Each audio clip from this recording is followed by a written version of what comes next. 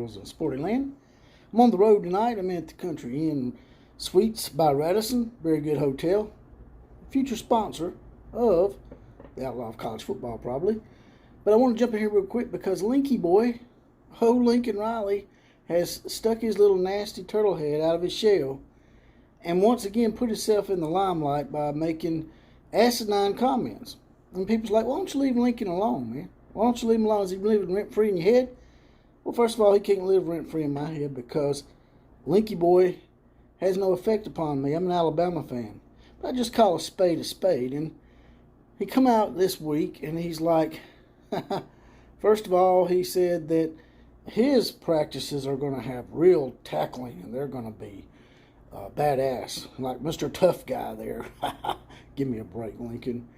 And then on top of that, he made a backhanded apology through some half-assed news agency called the Tribune. So let's talk about it.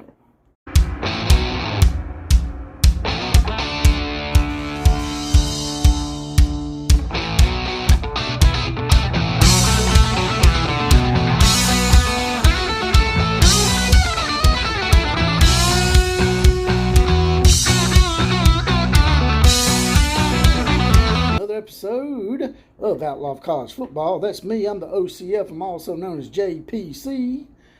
And this is, I forgot to say it last time, and I apologize, so let's make up for it. Without a shadow of a doubt, this is the home of the Common Joe and Common Sally in the know, even more so than all those media talking heads. That's right. Now, Lincoln. As much as we try to get away from Lincoln, you just can't do it, man.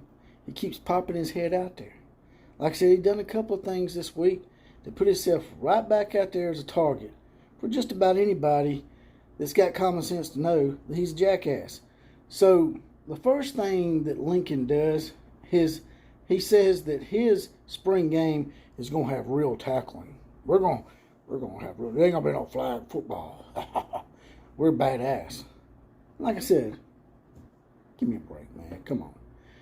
Every single spring game that I know is having tackling. The only thing they're not doing is allowing you to just waylay the quarterback, which is probably a wise thing to do.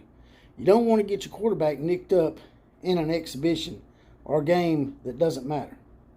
But you go right ahead, man. If you want to get Caleb Williams nicked up, have him on the bench for the rest of the year, and then him just leave and go to the NFL without ever getting a chance to do you any favors, you go right ahead. Put him out there, let someone just nail the hell out of him. That's fine. Let Shane Lee or any of those other Southern Cal rejects, let them lay into him. But that's just a minor situation that I want to address. What I really want to address is that stupid-ass letter that he sent through the Tribune. Like anybody's ever heard of that. And basically give Oklahoma what I consider a backhanded apology. Because what he said, and I'm just paraphrasing here, is basically how, he could have handled things differently and yada, yada, yada. And I could have lived with that. That would have been a decent apology. But then he had to do the but. The dreaded but was added. But I wished I could have just talked to all my players one-on-one and had a team meeting and blah, blah, blah. He acted like they had a team meeting. Now, I was under the impression they didn't even have a team meeting, but they may have. Y'all can correct me on that if you want to. But then he went on to say, I don't expect people to understand my position or to really get why I left Oklahoma for USC. Because in my line of work, that's the way it is. People just don't understand. What don't we understand, man? You left your job in a shady manner. You didn't really give them much heads up. And while it's not proven, there is some rumblings from quite a few people out there that say that Lincoln already knew he was taking the job probably at the end of September, maybe middle of October. And all that time, Lincoln was recruiting for both USC and Oklahoma.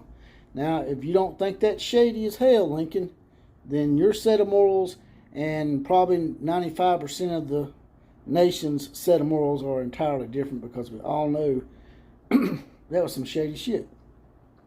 And another reason why, and the main reason why I don't think that it's a legitimate apology and it's backhanded as hell, is because why did you wait this long to make this apology? What took so long, man? You started getting backlash. You didn't expect for people to call your ass out and lay into you about this. You had Colin Cowherd over there stroking you, telling you was the best thing since since gravy and biscuits. And you believed the hype. And then you got outside of what I call the shit sty of America, California. You got outside that state and you realized, man, I'm getting a lot of backlash. I'm getting a lot of bad PR. Maybe I need to apologize. Well, you know what? I'm not an Oklahoma Sooner fan. I like the Sooner Nation. They're probably my second favorite team. But if I was them, I tell you, take that apology. And like The Rock famously said, take that sumbitch sideways and shove it straight up your TBOW ass, is what I would do. Because it's not a legitimate apology because of how long you waited, the way you handled the situation, and the way you worded the apology. You guys and gals tell me whether it's a legitimate apology. You tell me whether they had. Oh, by the way, they are the national champions of practice. They hung a banner of some sort. I can't remember the exact wording, but they are now the national champions of the best practice of all time, pre-spring game. So that's something to look forward to. That's something that you can be proud of, I guess. Just so much to nail your ass on, brother. So much to nail you on. But that's all I'm going to say for today. But like I said, you guys and gals tell me what you think. Do you think I'm being a little hard on old TBOW? Or do you think that maybe I need to be harder on him? Not as hard as Colin, of course, you know, because he's got a tent in his pants for Lincoln Riley. And that's all I got to say about that. Like, share, comment, and subscribe to this channel. And as always, KMCA to all the other teams.